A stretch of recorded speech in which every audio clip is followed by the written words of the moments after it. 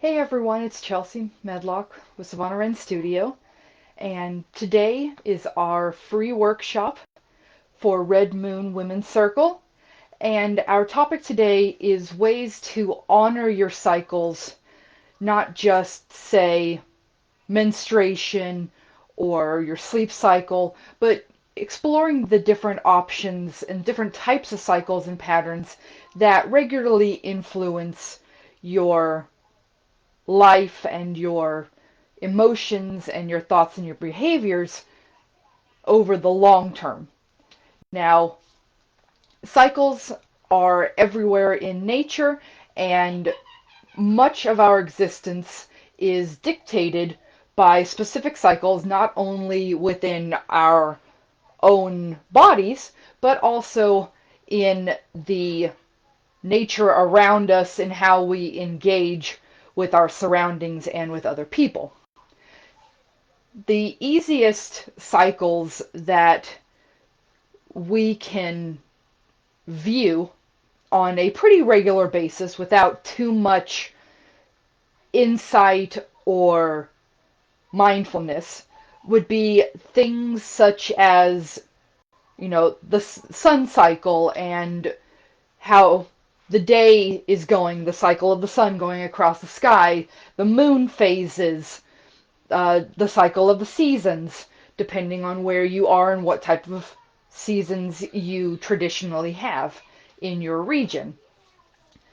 Those tend to be a little bit easier to grasp the significance of and how that affects us. For instance, we can say that, the sun cycle affects when we wake up and when we become sleepy and our daily routine, depending on our jobs. And we know that the way that the sun crosses across the sky affects plants and animals in specific ways that we can easily measure. We can also see this easily quantifiable cycle with the moon. We know that every single month the moon is going to go through its four major phases plus all of its many minor ones. And we know that the tides will come in and go out based on the moon cycle. And we also know that the brightness of nighttime is dictated by the phase of the moon. And so we can see those easily registered differences on a pretty regular basis. Now, some cycles that we might have a little bit harder time really tapping into can be things such as our hunger cycle, our sleep cycle, menstruation, testosterone cycles, those types of physical cycles that we're not always actively aware of and actively engaged in. But this includes things on a larger level, such as cosmic cycles and the life cycles of birth, life, death, rebirth, generational cycles. And we can also look at it in terms of more smaller, nuanced microcycles, such as our emotional cycles, our thought cycles and thought patterns, our behavioral cycles, our different cycles and patterns that we have in interpersonal relationships. So there are a lot of different cycles that directly and indirectly affect our lives on a daily basis. And my thought today was to just kind of go over some of them in a little bit more detail and see if we can find ways that we can honor the cycles that we would like to be more engaged in mindfully and with awareness, and also finding ways to tap into these specific patterns for knowledge or insight or personal wisdom that really resonates with our own core. If you have any specific cycles that you would love to discuss, feel free to put them in the comments. I will happily discuss them with you. I thought that I would probably begin by following, some of these cycles that I discussed on my Facebook page and in my private Facebook group, Savannah Rancula, and then take a couple of, minutes or so to see if there's any cycles that you would find specifically helpful to discuss. The first cycles that I think are really important that we can tap into for understanding as a way to move us toward a more nuanced understanding and even honoring and celebrating our cycles would be with our hunger cycle and our sleep cycle, because those two affect us so directly on personal levels that depending on what's going on in those two cycles and within your body, they can dictate how the rest of your day is going, how your health develops, what activities you choose to engage in, and how you feel about yourself on an emotional level, and that deep connection to your true self, not just the self in this physical body. The hunger cycle is primarily made up of two major hormones. One of them increases your appetite and the other one suppresses your appetite. And in an average cycle, these two work together to create an ebb and flow of your hunger levels and your appetite so that you are feeding your body in a sustainable and nourishing way. They're not always about, they're not there to tell you exactly what to eat, but to give you a signal boost so that you can attempt to tap into your body's own individual wisdom of, hey, I feel full, I probably will stop eating, or my stomach is really, really hungry, I probably should eat something. Now, like most cycles, the hunger cycle is affected by, external and internal stimuli, what's going on around you, what food is available, what your mental and emotional state is, or your physical state. And so this cycle can easily be influenced based on what's going on with you. And probably the easiest example of disruptions in your natural hunger rhythm is going to be things like emotional eating or stress eating or compulsory eating. And by those, I mean using food as a way to comfort difficult emotions and difficult feelings and sensations and thoughts. And this would be part of the disordered eating category. I personally tend to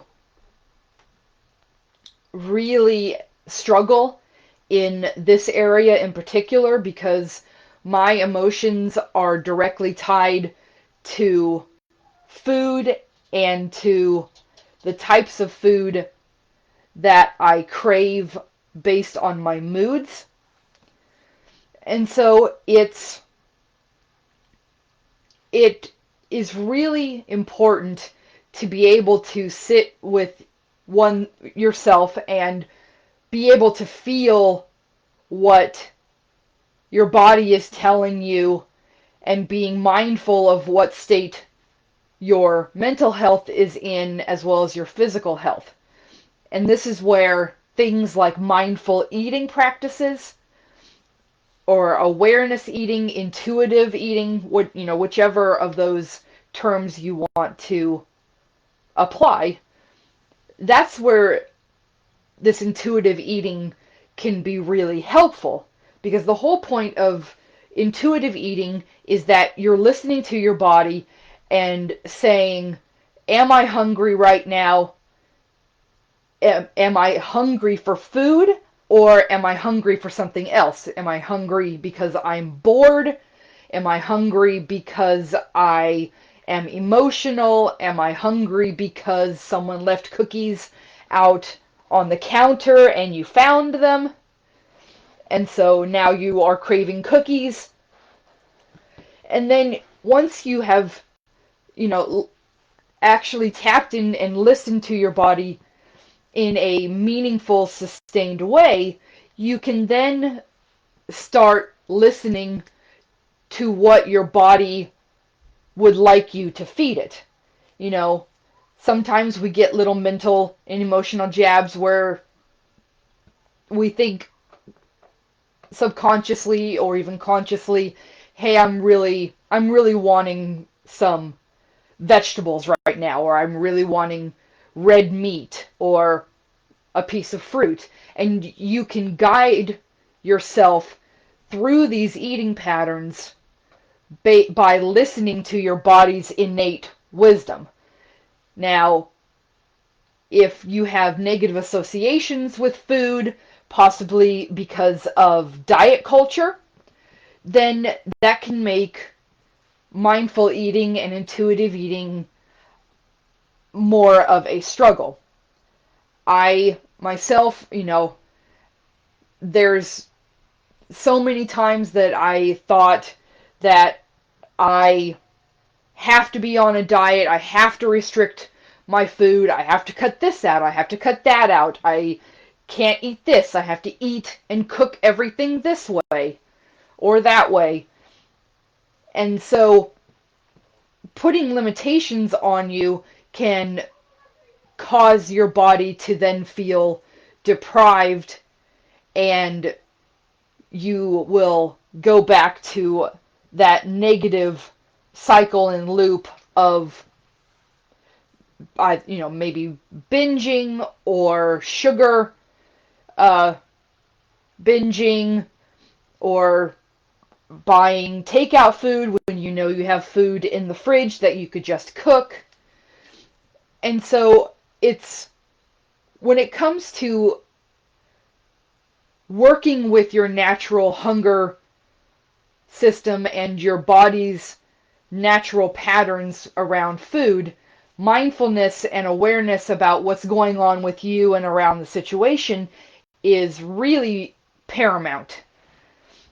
And we will be talking more about intuitive eating next month because the next month's workshop is going to be all about our whole health. And so there's going to be discussions about diet culture and mindful eating. So I'll just leave that for now because we'll be going on to it later. And remember, if you have any questions or any thoughts, you feel free to put your comments down below, and we can discuss what you're thinking about and how you're feeling The next cycle that I wanted to briefly touch on would be the sleep cycle. And we know that sleep is incredibly important for our bodies. It's the time of day that our body is working to repair itself, to rest, and find a pause from all of the awaking moments of our lives where we're constantly thinking and we're constantly moving and doing and engaging with our environment, and sleep gives us a repose or a respite from that. Now, our body isn't doing nothing. It's resting, it's working to repair itself. It's the time of day for cellular regeneration and healing properties. And it's also a time for our brain to process different emotions and thoughts and experiences that have been on our mind through our dreams. So sleep is very, very important to our overall health. And just like our eating cycle and hunger cycle, sleep can easily be disrupted by our busy lifestyle and things that are chronically on our mind that are affecting our mental health as well as our physical health. I had posted on my in the Facebook group and on Savannah Wren Studio, a chart of the different phases of our sleep cycle. We have 4 to 5 different levels of sleep depending on who you are quoting. The first one is when you're kind of just dozing off and you still can easily wake up. The second one is when your body starts moving through relaxation and you move deeper and deeper into sleep until you get to the deepest part of sleep, where your body naturally creates a paralysis effect to keep you from injuring yourself while you are in REM sleep, which is the rapid eye movement part of your cycle, where you can do dreaming. And we tend to cycle through these different levels about 3 to 4 times a night, depending on the length of your sleep at night. About every 90 minutes to 2 hours, we go through a full cycle of sleep. And so then you can usually have 3 to 4 snippets of dreams throughout the night.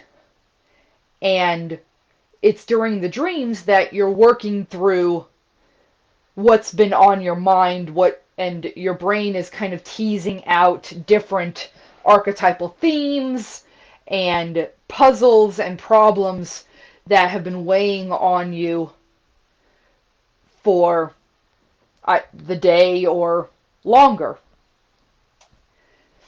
And when we aren't getting into this natural or aligning with our natural rhythm of sleep, that's when we tend to get sleep deprived or have issues functioning the next morning because we're exhausted, or we might feel brain fog because we didn't get that time to actively sleep.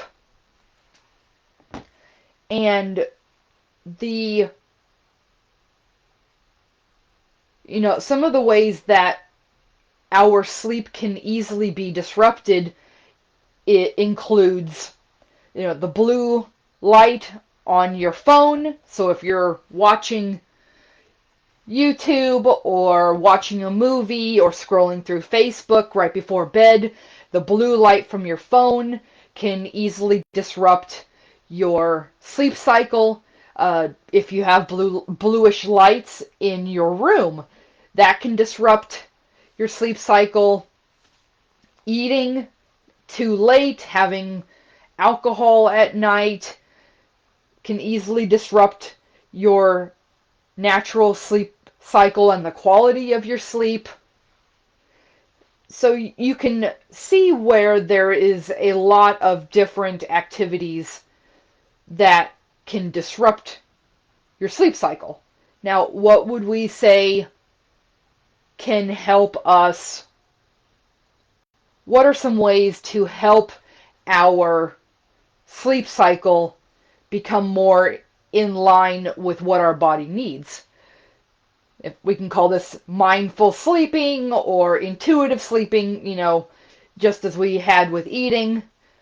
The main way to help with your sleep cycle and to improve the quality of your sleep is to focus on good sleep hygiene. Now, my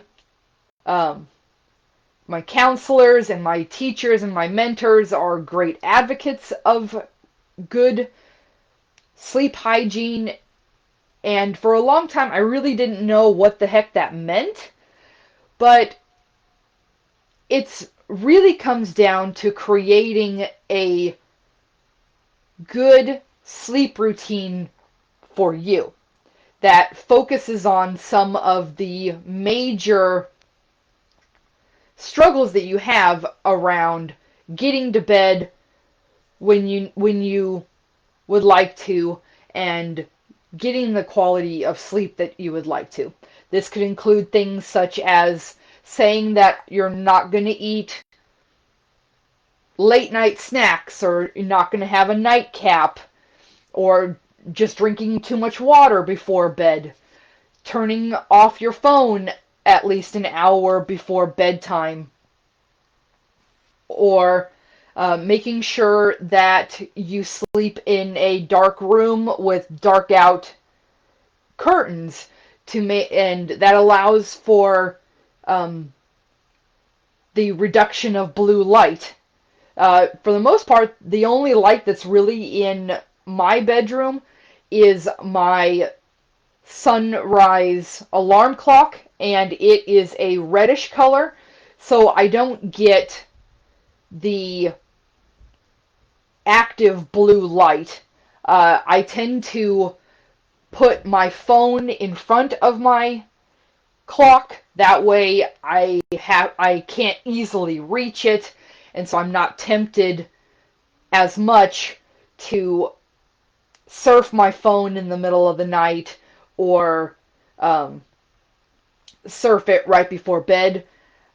Honestly, I tend to want to read a little bit more before I go to bed, as long as it's not a super intense book. If it's a book that gets me all riled up and excited, then I'm not going to sleep either, because I want to know what happens next in the book. I've always been one of those types of avid readers that if I start a book, I want to finish it as fast as possible because I got to know what happens next. The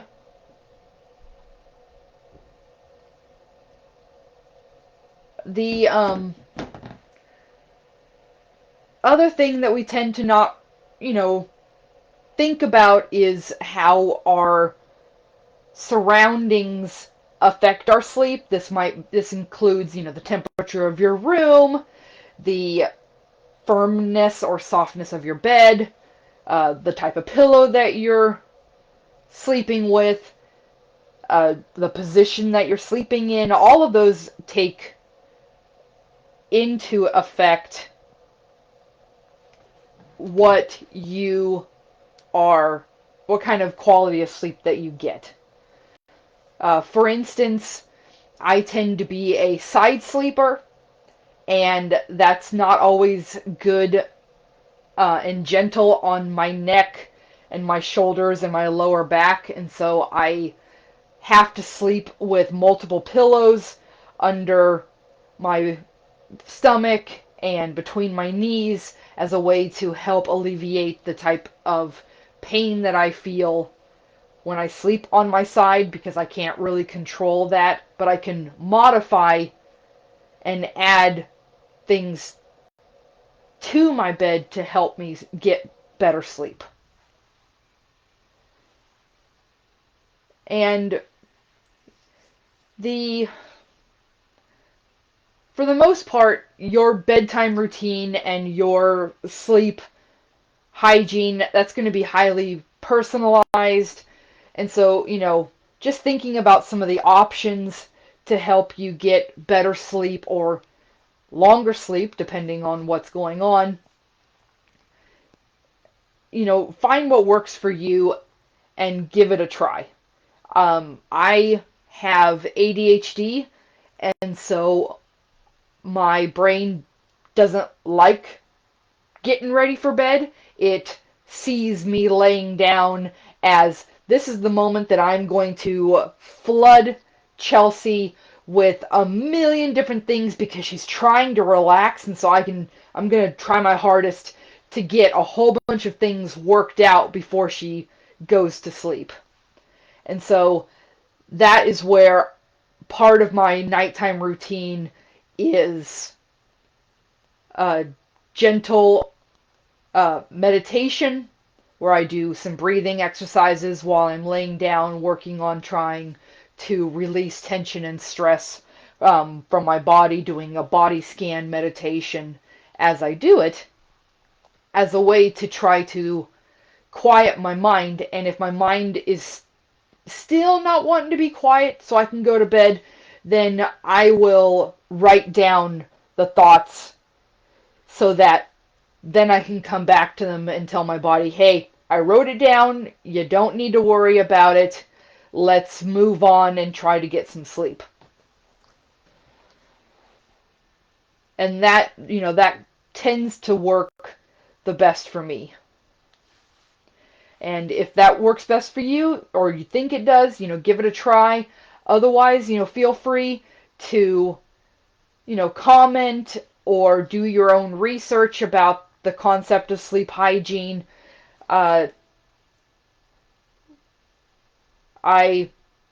am, not the end all and be all of cycles and concepts.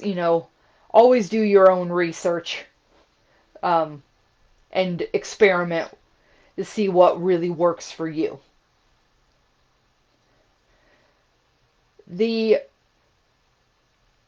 I had about 3 more cycles that I kind of wanted to touch on. I really wanted to touch on menstruation because even though Red Moon Women's Circle is a space designed to be supportive, safe, and sacred for women of all types, it is also important to understand that for a space to be truly safe and helpful, we have to be prepared to have difficult conversations with groups that may not be supportive or need a little bit more education to find that sense of community and sense of support for all women. And I'm specifically talking about, education for psi men. And because, and this is really one of the reasons why I'm so passionate about menstruation education and sexual education, is because I can't tell you how many times I have gotten on TikTok or I have gotten onto a Facebook page that is dedicated to TikToks and Vines, and I see the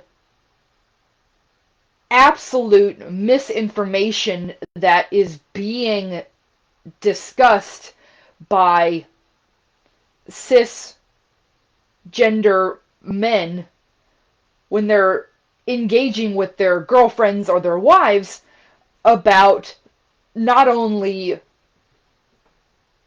female sexuality and menstruation, but also about just female anatomy in general. It's absolutely astonishing, just how misinformed uh, some men can be. Not out of, I'm not talking specifically about sexual education in schools, although I think that that is a extremely important topic, and the education we get in the public school districts is not enough. It's nowhere near enough to help growing teenagers and adults.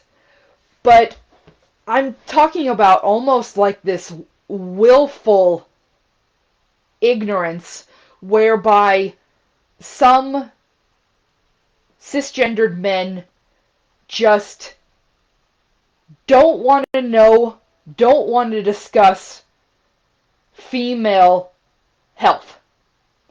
And this includes, the anatomy of women, whether it's how many labias a woman has, where do babies come out of.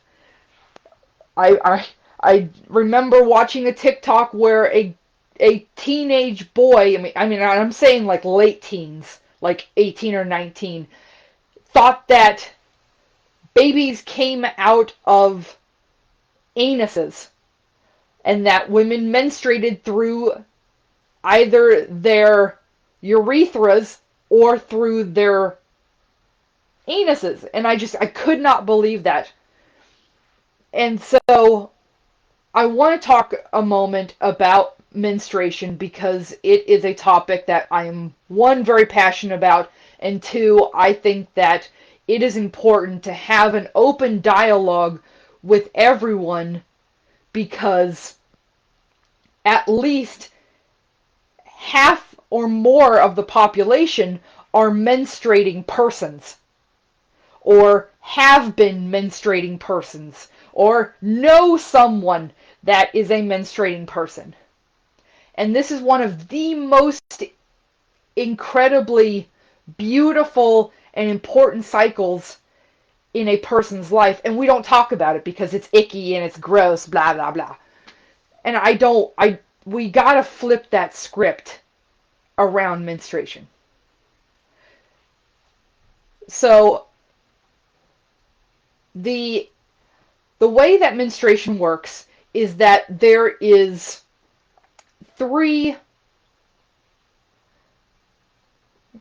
four approximate stages of a female's or menstruating person's reproductive cycle. The first one is usually menstruation. That's where the blood and the uterine lining is released from the uterus, flows down through the vagina and out.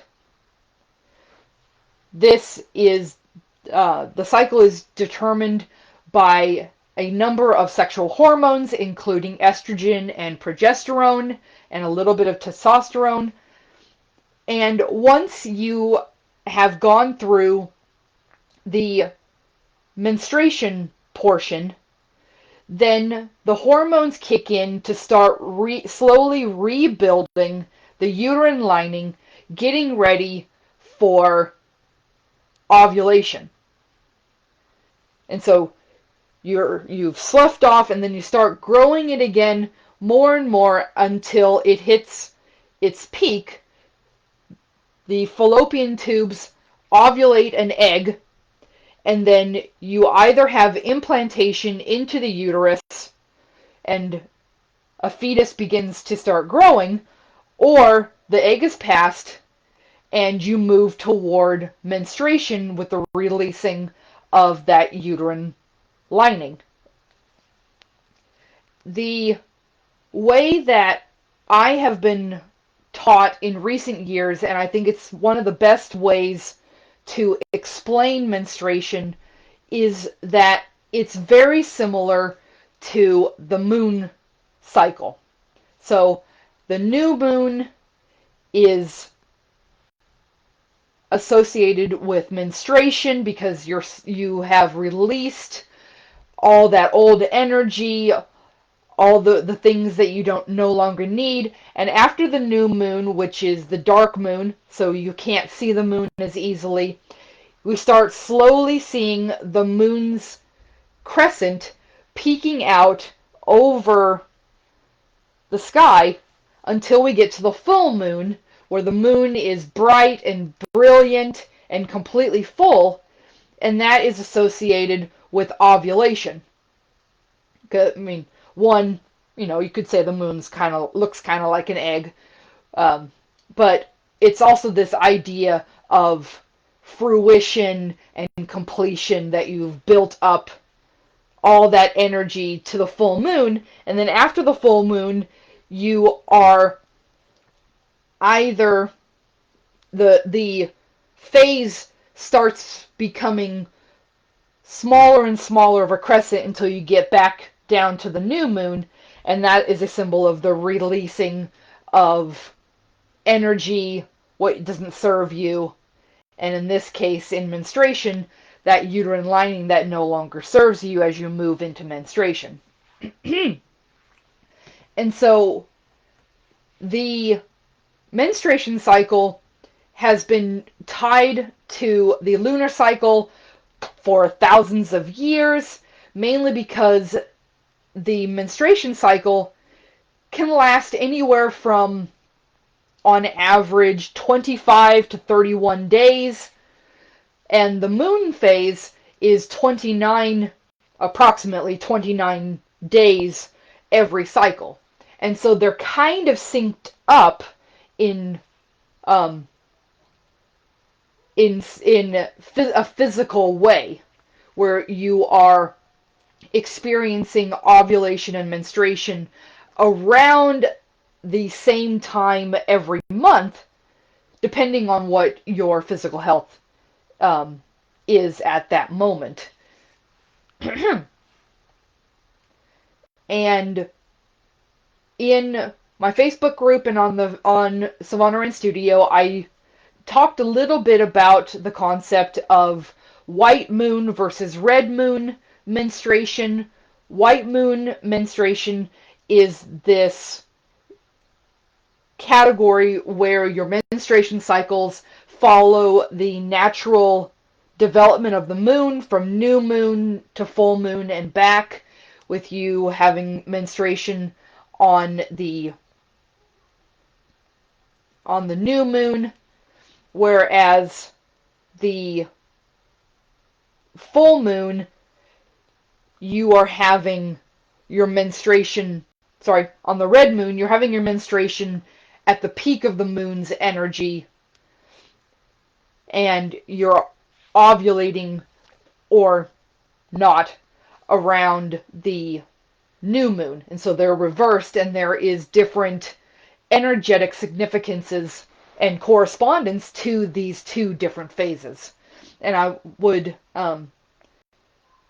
love to talk about that a little bit more, because it is a deep passion of mine, but I really wanted to talk about emotional cycles as well as astrology just a little bit to wrap up our workshop today.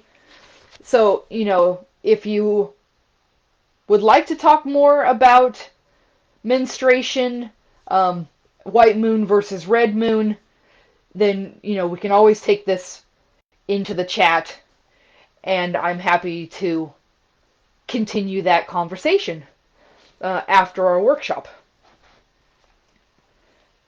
The I think that I will do emotional and thought cycles first before I just kind of touch on astrology a little bit. The I posted a bunch of different resources on Facebook that um, I highly recommend you go and check out. I included not only a chart of how a stimulus or a trigger can lead to a emotional response, which leads to thoughts and then behavior and consequences, and those consequences can then uh, cause the cycle to start again immediately, or it can be down the road, and that's the thought behavioral chain. And that is really important because a lot of times our emotions are directly connected to the types of thoughts that we have. So I included a couple of resources on thought distortions. These are the types of thought patterns whereby we get stuck in the emotion so much so that it has a negative impact on our mental health and the outcome and consequences that we take based on that thought. Typical thought distortions would be like all or nothing uh, patterns. This would be, it's either going to happen or it's not going to happen, or you're you're all in or you're all out. It's also associated with this generalization type of thought distortions, that creation of blanket thoughts and general statements that you apply to every situation, despite the fact that most likely is not a general outcome or interpretation of the situation and the stimulus that you're experiencing. Other ones include minimizing or maximizing, where you either minimize what's going on around you or in you, or you maximize it and you blow it out of proportion. Your perspective has been skewed in some way by this minimizing and maximizing of the situation. You can have thought distortions around I feel this way, therefore I am blank. So, an example of that would be like, I feel ashamed, therefore I'm a failure or I'm worthless. It's that connecting of emotions to a thought that then becomes a blanketed general statement about yourself or others, depending on, if you're a internalizer, you take all the stimulus on yourself, or you are a projector, externalizer, and you project those thoughts and emotions onto other people for one reason or another. There's anywhere from 10 to 20 different types of thought distortions, and right here I just kind of gave you a couple of examples. I posted about 10 of them, I believe, on my Facebook group and the Facebook page, but there's a lot more of them. Now, on the flip side, the best way to counter these negative, harmful thought patterns and thought cycles that we can become stuck in and that become habit for us is to find ways to challenge those thought distortions. Now, I want you to notice that I'm not saying that you need to challenge the emotion, because your emotions are valid. That is how you feel. But the emotions and the thoughts that stem from those emotions may not be realistic or real to the situation, or the an honest, objective reflection of reality. And so some of the ways to break those thought patterns and thought cycles would be asking yourself, is this objective reality, or is this my perception of reality? What are the objective facts of this situation, not how I perceive the situation?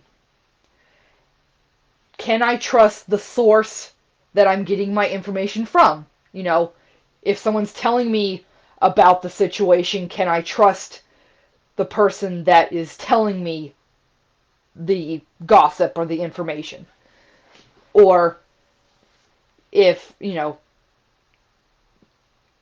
is there room for interpretation? Because their interpretation could be then filtered through my interpretation, and we're on two different wavelengths about the situation. And so it's the whole purpose of challenging mental distortions and the patterns that we create around those distortions is about finding a way to give yourself a pause between that thought and how you are going to react, what action you're going to take.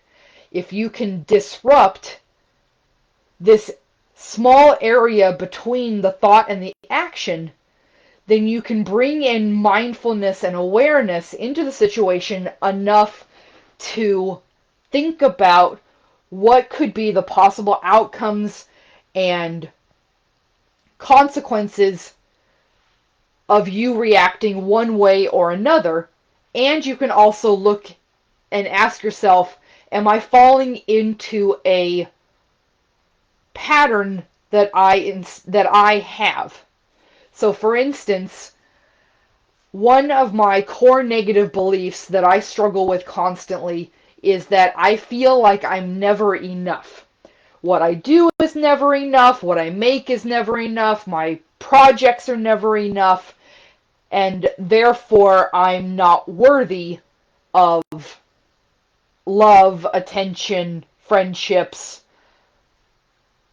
abundance, money, security, etc. And so when I feel emotions tied to shame, I immediately internalize those emotions of shame, and I say, well, my work was not good enough, I'm not good enough, and then my pattern is to choose to either be depressed or drop the project or the situation. I will remove myself because I have a tendency to be conflict avoidant. And that is one of the emotional thought cycles that I am constantly working on within myself, because I want to break this cycle to heal my past traumas and my image of myself. I want to be able to say that I have self-compassion for myself, that I have self-worth, and that I have self-love that is independent of my work. And that I also strive to do that with other people. because I don't treat other people the way I treat myself. I treat other people much more compassionately and with much more love than I do with myself, and I want to make sure that that is a pattern and a cycle that is no longer worth my time and energy. Let's say we got about 10 more minutes. Let me talk a little bit about astrology. Um, like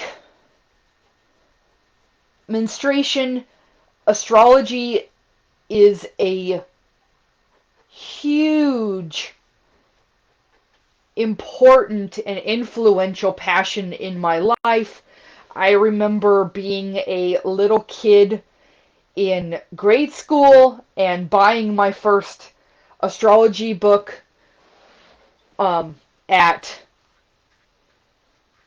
Barnes and Noble, and I was just hooked. It felt like it was a way for me to connect not only with myself but with other people, because if I understood the signs and influences of other people, then I could understand people.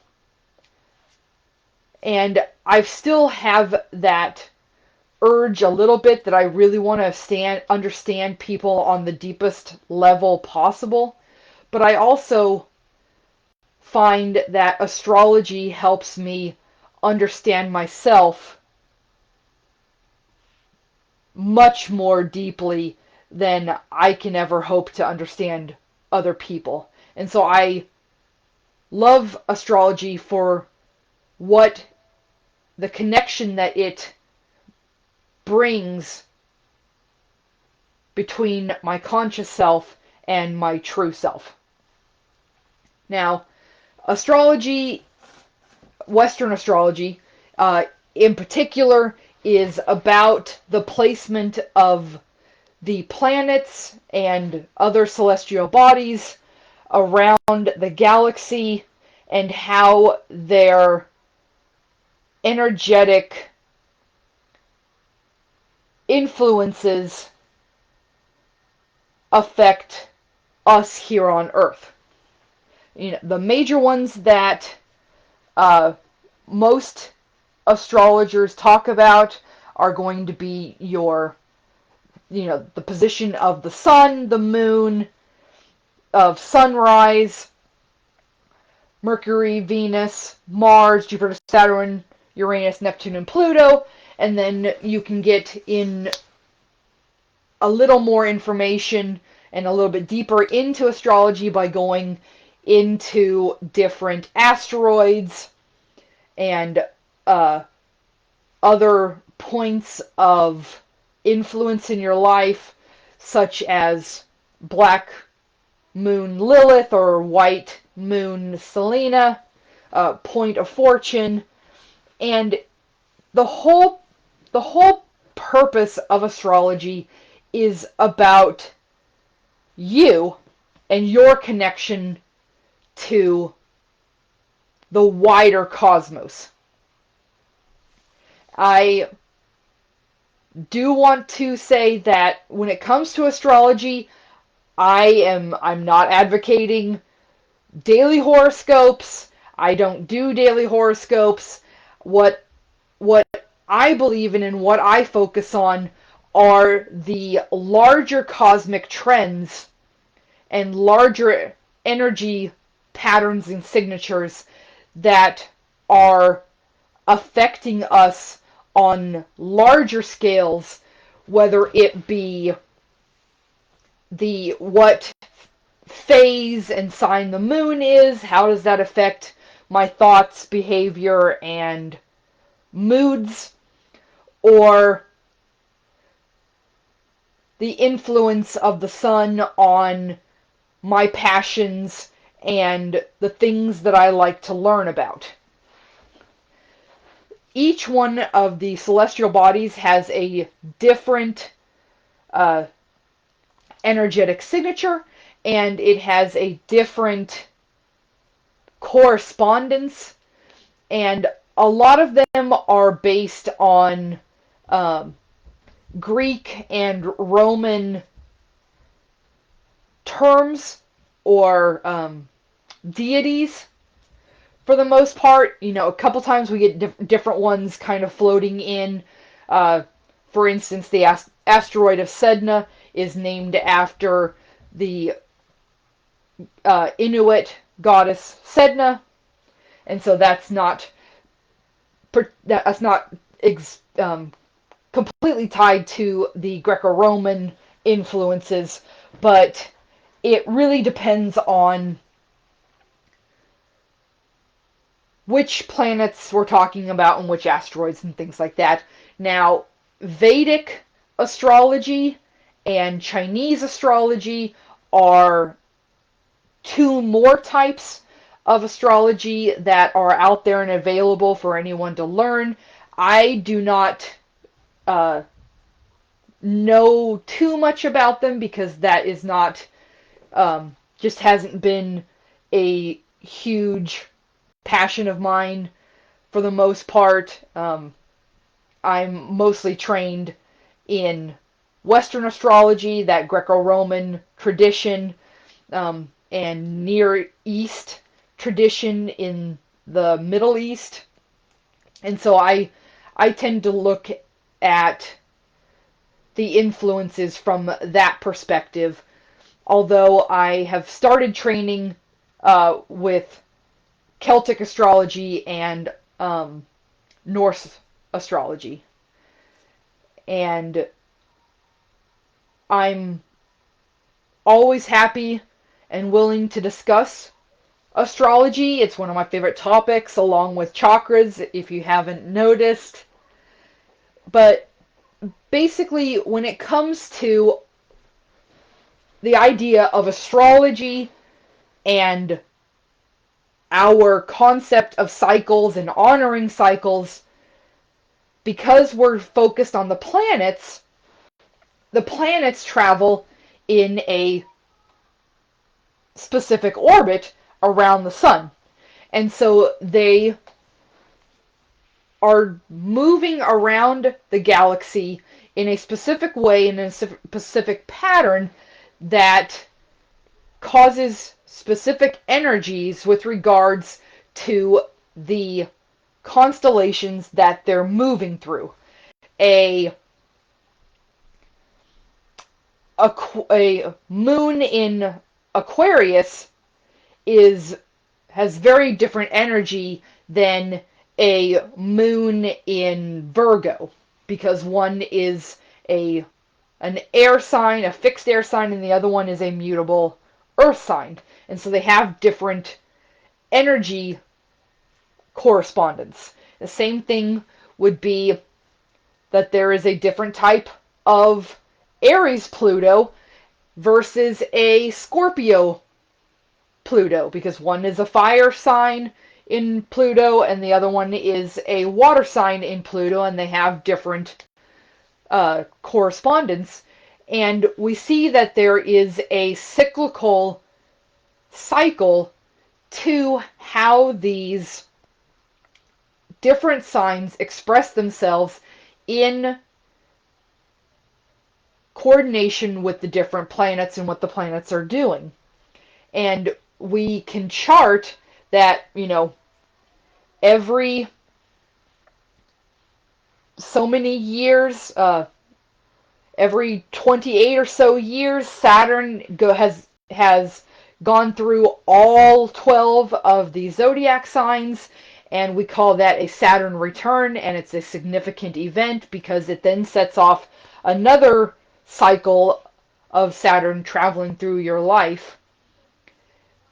And there are momentous events that are believed to happen because of those changing energies.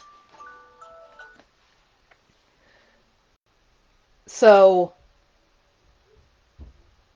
when I'm talking about astrology, I'm focusing on those really large cosmic cycles that can be a little bit more difficult to see and feel and grasp tangibly than, say, our hunger and sleep cycles.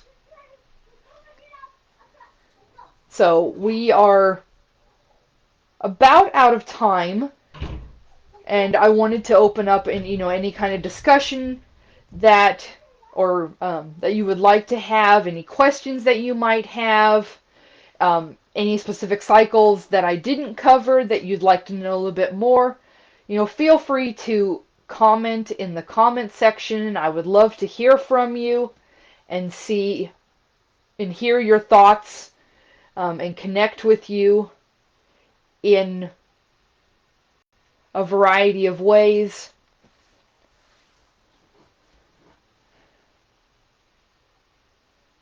And if you don't, if you can't think of anything right now, that's totally fine. You can always come back later after you've had some time to think. This video will be uploaded to my YouTube channel, so you can comment there, or you can send me a PM on Facebook as a way to continue that conversation on the other side. The last thing that I wanted to do is mention a couple of reminders. So on Monday, we will start not only our new cycle of Red Moon Women's Circle, which is going to be focused on whole health, but we're also starting our next month's cycle on Messy Yoga Mom, which is all about the hamster wheel of parenthood, or just the busyness of life in general. And so I hope you'll tune in both on my Facebook page and in my private Facebook group, Savannah Rankula, and engage in those kinds of conversations. The last thing that I wanted to mention before I sign off today is that I have a Patreon account that is under Savannah Wren Studio and under my name, Chelsea Medlock. And on there, I premiere brand new yoga videos and workshops about once or twice a week. I post free worksheets on shadow work that are directly tied to my Red Moon Women's Circle project and my Messy Yoga Mom project, and all of my Patreons receive those free workbooks by being a member of my Patreon group. I'm also planning on starting tarot readings for my Patreon members once a week. And so if you'd like to get in on that, check out my Patreon page. I start memberships at $3 a month for my services, and I would love to have more, be able to share with you a little bit more of my content in a very personal way than just doing a Facebook Live once or twice a month. I will make sure to put my website and my Patreon information in the comments so that you can find them easily. Otherwise, I want to thank all of you who took the time to join this workshop for Red Moon Women's Circle. I am so grateful to get to share my knowledge and wisdom and expertise with you in this context about things that I am truly passionate about and that I believe wholeheartedly are things that can help others on their journey wherever they are. So thank you so much for being here, and the light and the darkness within me recognizes and honors the lightness and the darkness within you. Shanti, Shanti, Shanti. Peace, peace, peace. Have a great rest of your day.